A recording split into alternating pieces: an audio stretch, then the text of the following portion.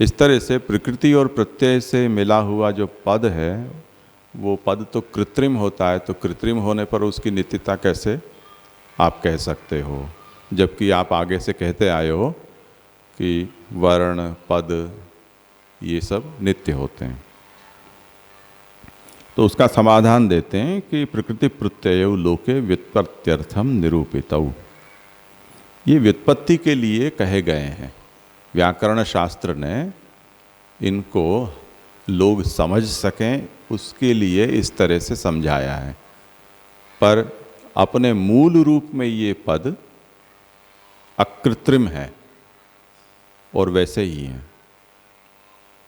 तो कहते हैं कि प्रकृति प्रत्यय विभागस्य निरूपितत्वादित्याशंक्या ज्ञानार्थमेव विभागम कल्पयित्वा निरूपिता न तो तयो विभागो वस्तुतः। ये जो विभाग हैं कि इसमें ये प्रकृति है और ये प्रत्यय है, ये विभाग तो केवल समझ के लिए, ज्ञान के लिए किए गए हैं। वस्तुतः ऐसा विभाग पद में नहीं होता है। इसलिए जो पद है वो नित्य होते हैं, ये हमने जो कहा। इसी तरह जो वर्ण होते हैं वो नित्य होते हैं, ये कहा। वो सिद्धांत खंडित नहीं होता है। अब कहते हैं कि ठीक है, मान लिया कि वो कृत्रिम नहीं है, अकृत्रिम है, और प्रकृति प्रत्यय का विभाग है वो कृत्रिम है, हमने बनाया है, तो उनकी नित्यता है। पर फिर भी हम ये देखते हैं कि लौकिक वाक्यानाम लयम, लय होते हुए हमें तो दिखलाई देते ही हैं। जो भी हम वाक्य बोलते हैं बोलने के बाद खत्म हो जाते हैं।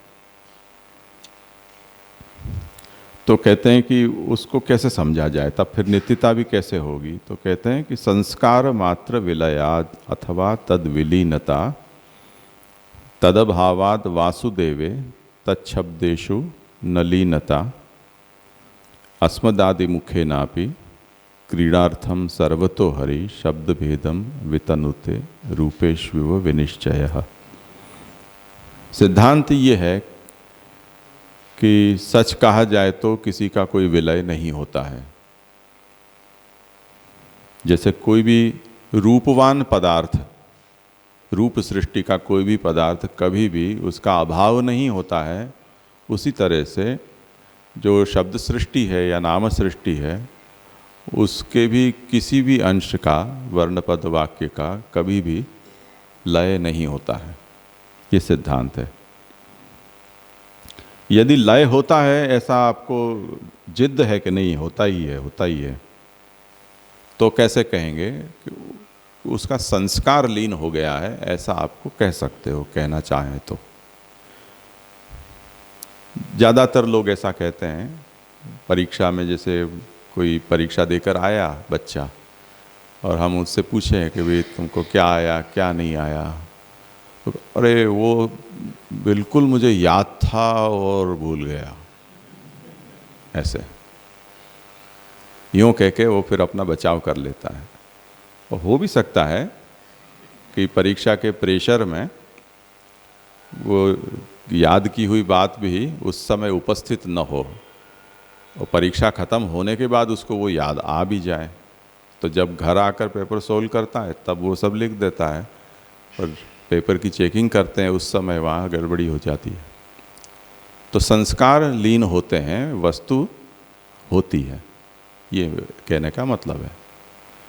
ये कंप्यूटर में और उसमें ऐसा होता है कि जब हम कोई चीज़ ज़्यादा एक्सेस नहीं करते हैं तो वो डीप मेमोरी में चली जाती है। अब हम वो उस फाइल का नाम भूल गए, उसकी डेट भूल गए, साइज़ भूल गए, फॉर्मेट भूल गए, ये हमें याद नहीं है, ऐसा संभव है। पर इसका मतलब ऐसा नहीं है कि वो लीन हो गई है, उसमें पड़ी हुई है। फिर साल 2 साल बाद अचानक जब उसकी बिल्कुल काम नहीं है तब सामने आके खड़े होगी, ये रही मैं। तो इस तरह से उसकी लीनता इस अर्थ में हम समझ सकते हैं कि उसके संस्कार का लय है, वस्तु का लय नहीं है। तो कहते हैं कि इस तरह से लीनता वैदिक आदि को भी हो जाती होगी, ऐसा मान लो, जैसे लीनता लौकिक वर्णपद वाक्यों की हो जाती है संस्कार लय होने के रूप में, उस तरह से वैदिकों को भी मान लो। तो कि अयम अपि पक्षो भगवद वाक्येषु नास्ति, भगवद वाक्यों में इस प्रकार का विलय होना भी संभव नहीं है, क्योंकि तदभावात वासुदेवे तच्छब्देषु न लीनता। ऋषीणाम संस्कारस्य महाप्रलय पर्यंतम अवस्थानात्, ऋषि होते हैं उनके संस्कार तो महाप्रलय पर्यंत भी बने रहते हैं, इसलिए संस्कार का विलय हो ऐसा भी ये वैदिक जो ज्ञान है उसके विषय में संभव नहीं है। एवं व्यवहारम आश्रित्य अवान्तर भेदः शब्देषु निरूपितः, इस तरह से ये जो शब्द सृष्टि है उसके विषय में जो व्यवहार में हम जो जो भी कुछ बोलते हैं करते हैं उनके विषय में क्या क्या नियम है या सिद्धांत हैं और उसके कितने अवान्तर भेद हैं वो सब अभी तक समझाया। अब पूरी बात को महाप्रभु तत्व के स्तर पर ले जा रहे हैं कि वस्तुस्तस्तु सर्वम वेद तुल्यम, सच कहा जाए तो जैसा वेद है उसी तरह से पूरी की पूरी नाम सृष्टि शब्द सृष्टि है। यानी वेद जो ग्रंथ राशि है उसी रूप में मैं और आप जो बोल रहे हैं लौकिक वाणी वो भी वेद तुल्य ही कही जाती है, क्योंकि अस्मदादि मुखे नापि क्रीडार्थम सर्वतो हरिहि शब्द भेदम वितनुते। इस तरह से रूप सृष्टि में भगवान तृण से लेकर ब्रह्मा पर्यंत नाम रूपों को धारण करके क्रीड़ा करते हैं, उसी तरह से शब्द रूप को धारण करके मेरे और आपके जैसे लोगों के मुख से भी वो हरि ही प्रकट होते हैं। ये तत्व सिद्धांत है। इसलिए सर्वम वाक्यम भगवत कर्तृकमेव, इससे ये सिद्ध होता है कि चाहे लौकिक हो चाहे अलौकिक हो वो सभी कुछ भगवत कर्तृक है, पर इस भूमिका पर। हाँ प्रणाम जैसे यहाँ संस्कार जो बताया वो वासना के अर्थ में लेना है, मतलब नहीं समझ में नहीं आ रहा है। स्मृति ऐसा समझ लो, याद उसकी मेमोरी।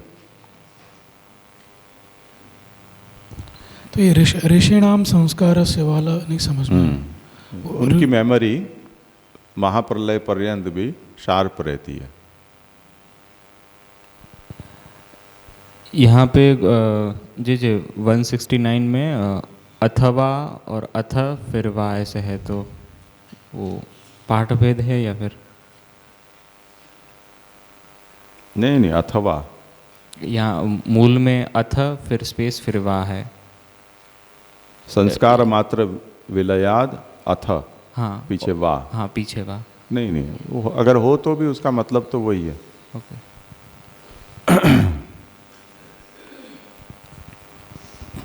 जी इसका मतलब क्या हुआ? वासुदेवे तत्शब्देषु न लीनता, मतलब वासुदेवेषु मतलब अब मानो कि वो मंत्र दृष्टा ऋषि भी नहीं रह गए, ऐसा कोई प्रलय मान लो, तब तो वासुदेव भगवान के अंदर तो वो नित्य सिद्ध है ही ना।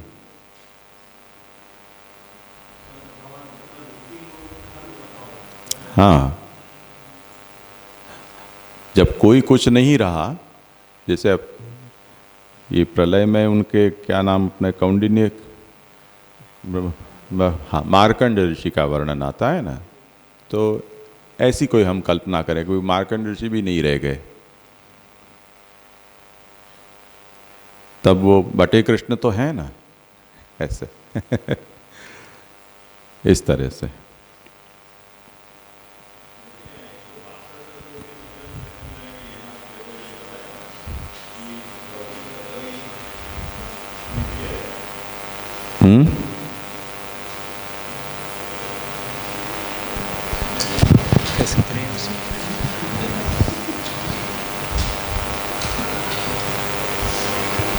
बताया लौकिक शब्द भी नित्य है, और 162 में बताया कि ये बुद्धि कल्पित हो सकते हैं, जो शब्द होते हैं वो, वाक्य जो होते हैं वो।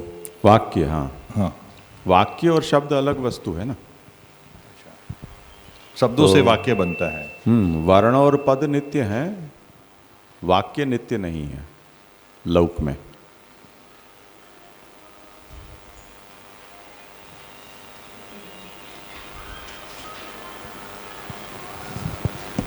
कुछ कहना? हाँ जी। हाँ नहीं, ये जो पंकज भाई ने जो प्रश्न पूछा उसी से संबंधित है। हाँ हाँ। यहाँ पर जैसे 162वें नंबर में ये आ रहा था कि वेद पुराण व्यतिरेक्त स्थले वाक्यार्थो बुद्धि कल्पितो। तो यहाँ जैसे पूर्व में अपनी चर्चा हुई थी, तो इसमें तो यहाँ पर ये ब्लैंकेट स्टेटमेंट आ गया कि भाई अगर वेद पुराण से नहीं संगत कर रही है तो बुद्धि कल्पित है। फिर अपना ये हुआ था कि ये जो मीमांसक हैं और जो टीकाकार हैं वो अगर कोई भी ऐसी चर्चा कर रहे हैं तो वो भी बुद्धि कल्पित ही कहा जाएगा, क्योंकि उनका अब यहाँ पर जब अपने आ रहे हैं 169-70 में, तो यहाँ पर तो ब्रह्मवाद के अनुसार सब वेद तुल्य है। तो मतलब ब्रह्मवाद के हिसाब से तो सब वेद तुल्य, और यहाँ पर बुद्धि कल्पित है, तो इसका मतलब किस तरह से समझा जाए? मतलब एक बात हम भगवान की ओर से सृष्टि को देखें और एक हमारी ओर से हम सृष्टि को देखें, ये नज़रिए का अंतर है ना।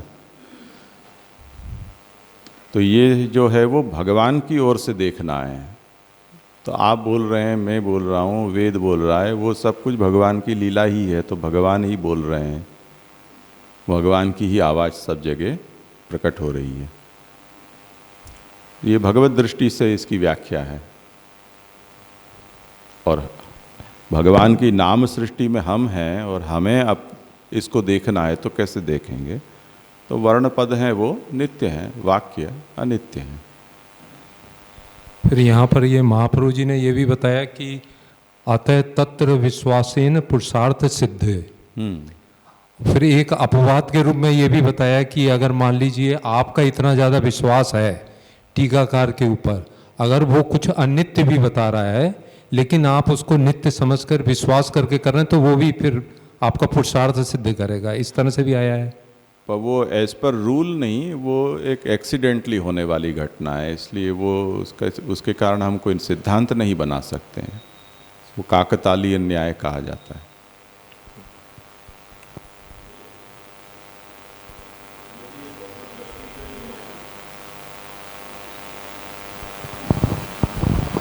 भगवत दृष्टि से जो ये आपने बताया ना कि भगवत दृष्टि से ये देखा जा रहा है, इसीलिए सब नित्य लग रहा है। मगर देखने वाला तो जीव है ना, तो जीव दृष्टि से उसका ही विमर्श करना चाहिए। यहाँ इसका निरूपण करने का क्या तात्पर्य है कि भगवत दृष्टि से, क्योंकि भगवत दृष्टि से तो कोई देख ही नहीं पाएगा ना जीव। तो इसीलिए तो दिखा रहे हैं ना, भगवान देखेंगे तो ये देखेंगे सब जगह मैं ही हूँ। अच्छा।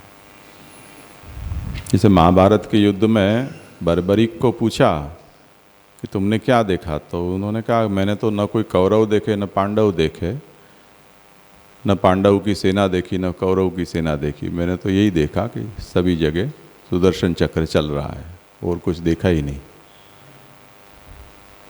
तो इस तरह से व्याख्या तो दोनों तरह से होनी चाहिए, सांगोपांगिता तभी होती है। प्रणाम जी। वो आगे का जो प्रश्न था ना, ब्रह्म दृष्टि जिसको प्राप्त करनी, वो साधन दशा की बात है। यहाँ पे फाइनल में जो बताया वो क्रीडार्थम जो भगवान की लीला है, लीला के हिसाब से भगवत अस्मादि वाक्य भी लेने चाहिए। वो ब्रह्म भाव प्राप्त होने के बाद की अवस्था है। मतलब जो लीलार्थ दृष्टि वाले हैं उनके लिए ये तत्वतः जो बात कही गई है वो लेना है। हाँ बराबर है।